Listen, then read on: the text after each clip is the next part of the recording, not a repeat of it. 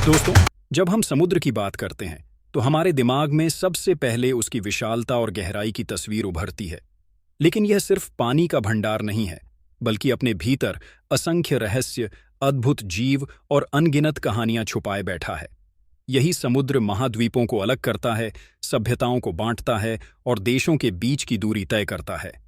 अब जरा सोचिए, अगर यही समुद्र इंसानी तकनीक और जिद्द के आगे झुक जाए और इसके बीच से कोई ऐसा रास्ता निकल आए जो दो देशों को सीधे जोड़ दे, तो यह कितनी बड़ी क्रांति होगी। यूरोप इस क्रांति को सच कर रहा है। डेनमार्क और जर्मनी मिलकर एक ऐसा मेगा प्रोजेक्ट बना रहे हैं जो सिर्फ यूरोप का नक्शा नहीं, बल्कि उसका भविष्य भी बदल देगा। इस प्रोजेक्ट का नाम है फेहमान बेल्ट फिक्स्ड लिंक। ये दुनिया की सबसे लंबी अंडरसी टनल में से एक होगी, जिसकी लंबाई लगभग 18 किलोमीटर है। ये टनल जर्मनी के फेहमान आइलैंड को डेनमार्क के लॉलैंड आइलैंड से सीधे बाल्टिक सागर के नीचे जोड़ेगी। आपको वीडियो अच्छा लगे तो कमेंट में जय हिंद लिखना न भूलें।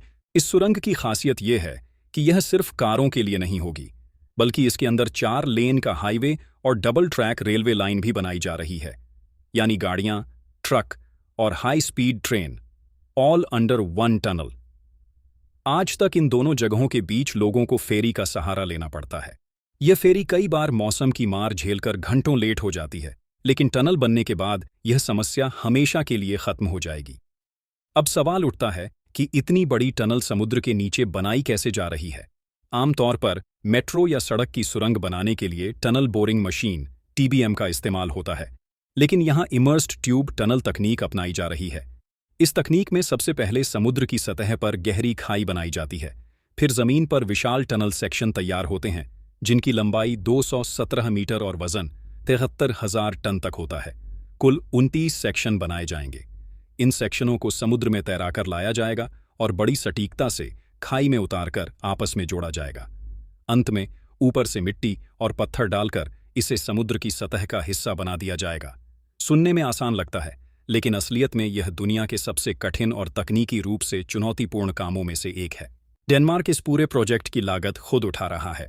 लगभग 7 अरब यूरो से ज्यादा की लागत के लिए सरकारी कंपनी फेमर्न AS ने कर्ज लिया है।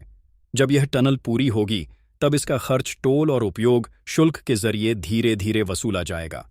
वहीं जर्मनी अपनी तरफ की रेल और सड़क नेटवर्क को अपग्रेड कर रहा है, यानी दोनों देश मिलकर यूरोप के लिए नया भविष्य गढ़ रहे हैं।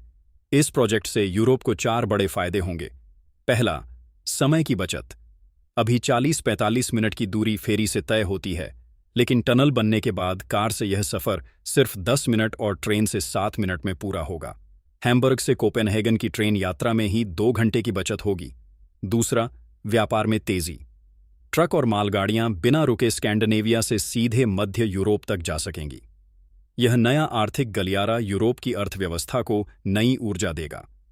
तीसरा फायदा पर्यावरण को होगा, क्योंकि फेरी की जगह इलेक्ट्रिक ट्रेन और गाड़ियां इस्तेमाल होंगी, जिससे कार्बन उत्सर्जन घटेगा।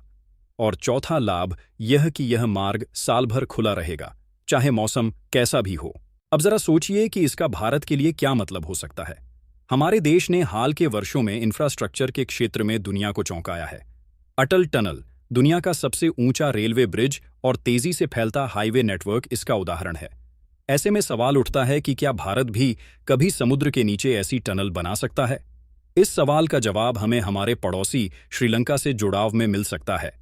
भारत और श्रीलंका के बीच लगभग 30 किलोमीटर की दूरी है, जहां लंबे समय से किसी ब्रिज या टनल की चर्चा होती रही है। अगर यह सपना पूरा होता है तो यह प्रोजेक्ट दोनों देशों को आर्थिक, सांस्कृतिक और पर्यटन के लिहाज से जोड़ देगा। लेकिन चुनौतियां भी कम नहीं होंगी।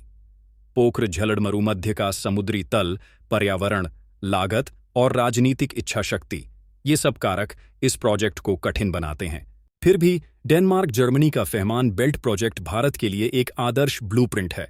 इससे हमें यह सीखने को मिल सकता है कि इतनी बड़ी तकनीक को कैसे अपनाया जाए, किस तरह फंडिंग की जाए और किन चुनौतियों को पार करना होगा।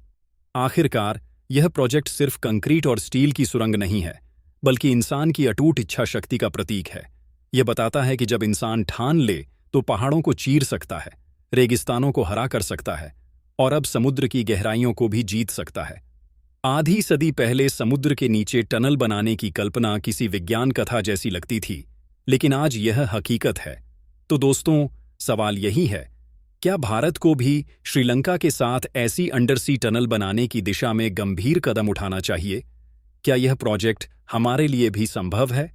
अपनी राय हमें ज़रूर बताइए। आपको वीडियो अच्छा लगे तो वीडियो को लाइक करें और शेयर करें और हमारे चैनल आनंद एजुकेशन 2.0 को सब्सक्राइब करना न भूलें।